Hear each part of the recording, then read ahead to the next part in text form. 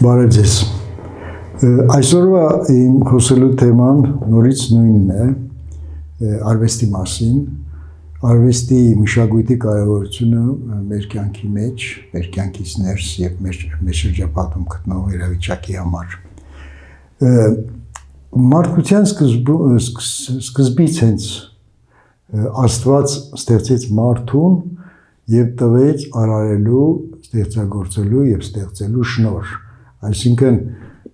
ստեղծագործելը հենց ի սկզբանե Աստծով ստեղծվեց եւ մարդը ստացավ այն շնորհները, որ Աստված տվեց նրան ստեղծագործելու եւ ստեղծելու շնորհները։ Դժբախտաբար շատ երկար չտևեց այն դրախտը, որը ստեղծեց Աստված Արամի եւ Եվայի համար, ինչպես հայտնի են Ադամի եւ Եվայի համար, եւ մարդկությունը գլորվեց դեպի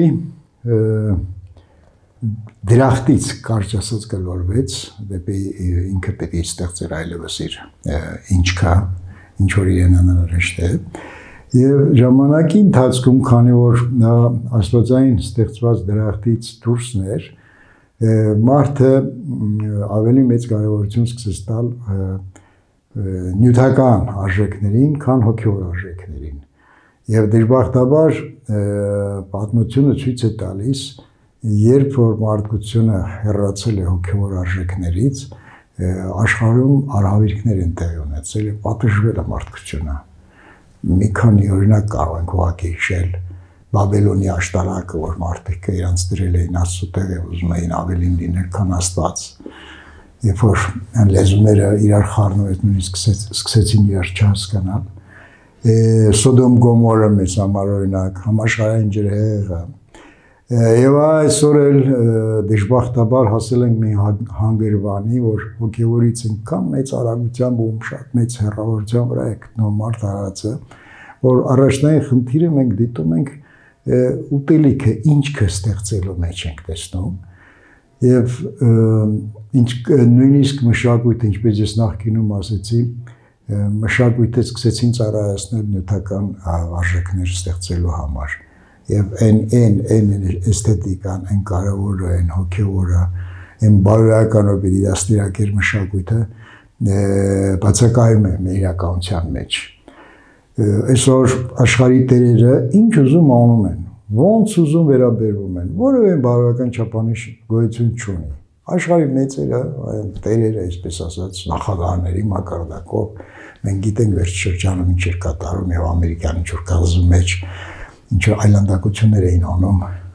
եւ այլն։ Եվ այդ նույն կերպարները այսօր որոշակի են դարձել աշխարհում ինչը որտեղ ոնց լինի։ Եվ մենք որպես փոքր երկիր հայտնվել ենք այդ արհավիրքի խառնարանի կենտրոնում, ես կասեի, ու իմ զրույցը այսօր որ ես վարում եմ, կարևորությունը տալիս եմ նրան, որ մենք պիտի փորձ անենք այս խառնարանի մեջ վերադարձ անենք դեպի հոգևորը, դեպի բարոյականը, որը է մեր փրկողակը, իմ կարծիքով, իմ համոզմամբ։ Մենք ավելի մեծ արժեք ու արժանիք չունենք, քան որ մենք ունենք Աստծուց ստացած շնորհները, հոգևոր ու բարոյական շնորհները։ Դժբախտաբար վերջի օրերին մենք տեսնում ենք, որ ամենաբարձր ատյանները, խորհրդարան, չգիտեմ ինչ, ղեկավարություն, այսպես կոչված Հայաստանի եւ աշխարհի, եւ մենք մեզնով փորձ ենք դատել, ամենավերջին խոսքերն են արտաբերում առանց ամաչելու։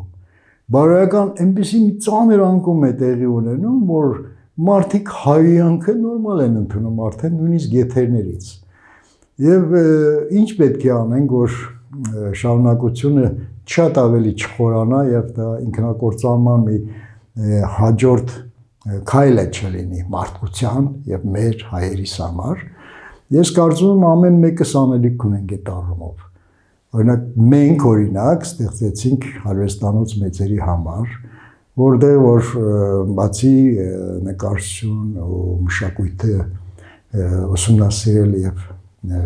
դրանով ապրելը, Մենք նաև անընդհատ հոգևոր զրույցներ ենք ունենում, մեկս մյուսից լրացնելու, օգնելու եւ ուզում եմ, որ դա բալակիչ լինի, գոնե մենք ինքներս դրանով կարողանանք մեզ, մեր ընտանիքներին, մեր շրջապատին, մեր միջավայրին ինչ որտեղ կարողանանք օգտակար լինել։ Ամեն բան չէ, որ նյութով է պայմանավորված։ Եթե հոգևոր զուգակցում չի լինում մարդու ապրելու կյանքի մեջ, ինչքին զուգահեռ հոգևորը զարգացում չի ունենում, մեզ համար գոնե մենք մի քիչ պատմությունը հետ դարձ նայելով պետք է հասկանանք, թե ուր է տանում դա բոլորիս։ Ուրեմն ամեն մեկս անկախ մեր ունեցած հնարավորությունից